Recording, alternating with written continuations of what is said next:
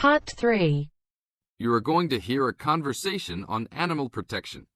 First, you have some time to look at questions 21 to 25.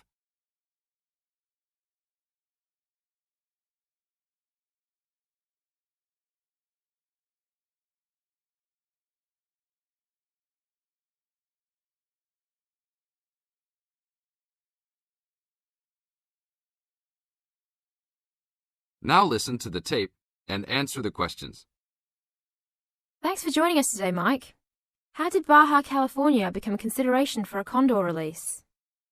Our recovery plan for California condors requires us to re-establish the birds in as much as their former range as possible. Baja, being the southernmost recent range for the California condor, works well in that they were only recently lost from the area, mid-1930s, and considerable habitat still remains. It is very isolated with very few people in the area. The mountains are spectacular, ranging up to 10,000 feet, or 3,000 meters. Our selected release site is at nearly 8,000 feet, 2,400 meters. Mike, how many birds do you envision flying free in this area, Baja, in the future? We will be releasing 4 to 8 birds on a yearly basis and will reconsider the situation when we have 20 birds in the area. What age do the birds have to be before moving them? That's a good question. Typically, we move them at 8 months to 18 months old. Birds are ready to fledge, or leave, from the nest at 6 to 7 months of age. In our current release group in Baja, we have birds as old as 30 months. It will be interesting to see how they behave. I expect that they will want to range more than younger birds and make it challenging for us to keep up. Is there a maximum number of birds a certain area can support? Yes, it's called the carrying capacity for any area, for any species. In our case, our strategy to find that number is to saturate the environment to a level where we determine that the birds are showing difficulty either in finding food, behaviorally, or in survivorship. That level is greatly determined by the availability of food in the area and nesting possibilities.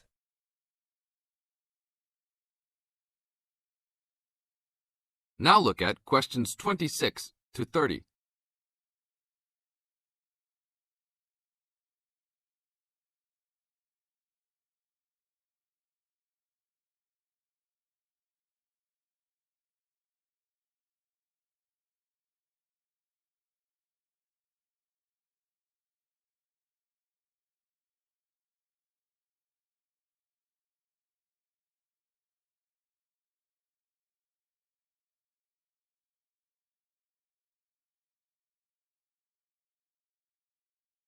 As the talk continues, answer questions 26 to 30.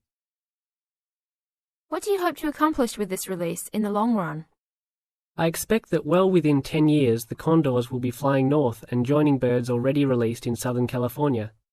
Hopefully we will reach at least 150 birds in each of these populations within about 15 years.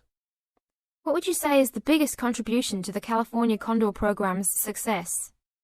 That would have to be the fact that we were able to breed the birds in captivity from the 27 birds we started with in 1987 to the 205 birds we have today. This is thanks to cooperation between the San Diego Wild Animal Park, the Los Angeles Zoo, and the World Center for Birds of Prey in Boise, Idaho. Are there any problems keeping track of and protecting your released animals outside of the US? Nope. We are using radio transmitters and will be using the new satellite and GPS transmitters as well. Which system is better? Using satellites. The advantages over radio telemetry are numerous. It makes it possible to keep up with the bird's flight without being led miles in a matter of minutes. It took the young condor only a week to migrate across the state, and with just radio telemetry, poor weather can keep a plane grounded, and not all roads are accessible to track them on ground. New technology will allow one to be able to track birds that are not accessible by plane. Also, it is a new way to gauge the effectiveness of reintroduction. How so? If a condor transmitter works properly, researchers will get a location every 10 days for about 2 years. Do you see an end in sight for the need to breed condors in captivity? Yes, that would be great. But it will take a while for us to establish the two wild populations and make sure that they are sustainable. Part of our recovery is to maintain a captive flock of 150 birds in various zoos around the country as a safety net for the future. That is the end of Part 3. You now have half a minute to check your answers.